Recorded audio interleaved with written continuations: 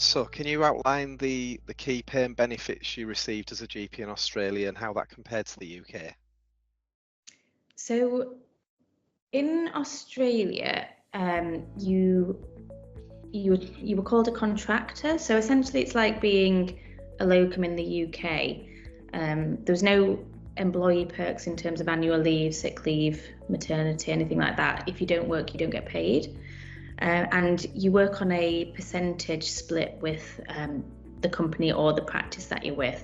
So I think when I looked up, I had a 60% split of whatever I billed a patient, and the company took 40%. And their 40% covers things like obviously getting the patient to you using the facilities, the admin staff, etc.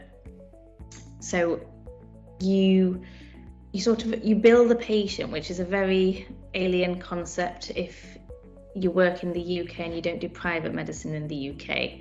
So you'll see a patient, and then at the end of the consult, you'll be typing up your medical notes, and then you've also got to bill the patient.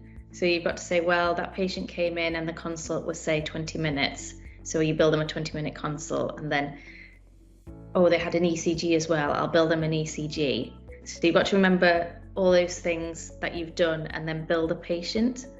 And in the consult as well, you're thinking about this. And as an NHS GP, it's a very weird thing to think about, because at the back of your mind, you're like, can they afford this? What's going on? And it initially felt very uncomfortable to do. And the most uncomfortable thing was the billing time. So you bill the consult per time, so you can have an under 10-minute consult, 10 to 20 minutes, 20 minutes plus.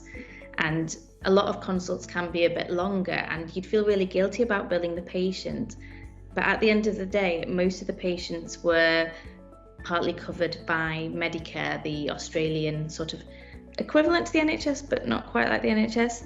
And the difference between the consults ended up being about like 20p or something, that you were agonizing over this 20p and could the patient afford it. When at the end of the day, it's nothing to do with you. It's the patient you provided a service, you bill for the service. So once you kind of got over that, it became more comfortable to do. Overall, in sort of 6 months, I was working 4 days a week, but did have quite a few holiday days. Probably made, I think it was about, profit-wise, it was about $115,000, and you have to pay tax on that as well. So don't spend all your money. Keep it. I'm a bit overcautious, so I keep probably half of it. It's never going to be half.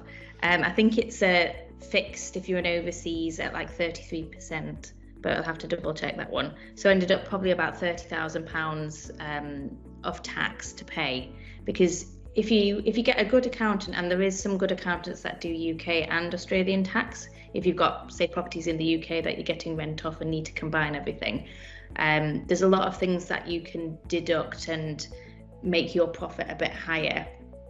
Probably more things, I think, in Australia than you could in the UK. So you can get the amount that you spend on the tax a bit lower. But yeah, so in terms of money, it was definitely a lot more than I would make in the UK. But you just bear in mind, you don't get annual leave, sick leave. So if a big period of sick leave in the UK, like 6 months, you're not going to get that in Australia at all. So you've just got to bear that in mind with your own circumstances, and things like maternity as well. If you're thinking of starting a family in Australia, there isn't that maternity leave in the type of job that you get as a GP.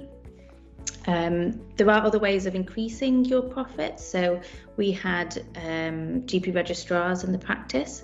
It's certainly not the same as doing GP registrars in the UK. You kind of, they see the patient and you bill the patient, and you keep the money. And it's just but you've got to actually have the time to see the patients. It's a bit different to getting a GP registrar in the UK, but that is another way that you can sort of increase your profits. And things like skin procedures, you can earn quite a lot of money with skin procedures, and also health checks. So one good thing about Australia is the things that earn the most money for a GP are the things that provide the best quality of care for a patient. So twice a year you can do a health check on a patient, and each health check was around, I think it's about $400, and a nurse completes most of it, and you sort of do the last 20 minutes of it. And basically it goes through everything about a patient's health, all the observations, you do blood tests, but you also look at what secondary care issues they have, what chronic disease issues they have, and who they're under, what specialists are involved, have they seen the specialist, and you kind of put it all together as a whole package for the patient, and it's everything about their health, and make sure that you've sort of addressed any concerns. And those sort of things are quite high billing items, but essentially it provides the patient with a lot better care. Whereas in the NHS, things like the annual patient review can be 10 minutes, which you can't do all of that in 10 minutes and look at a patient from top to toe. Whereas in Australia, you do have the time to do that.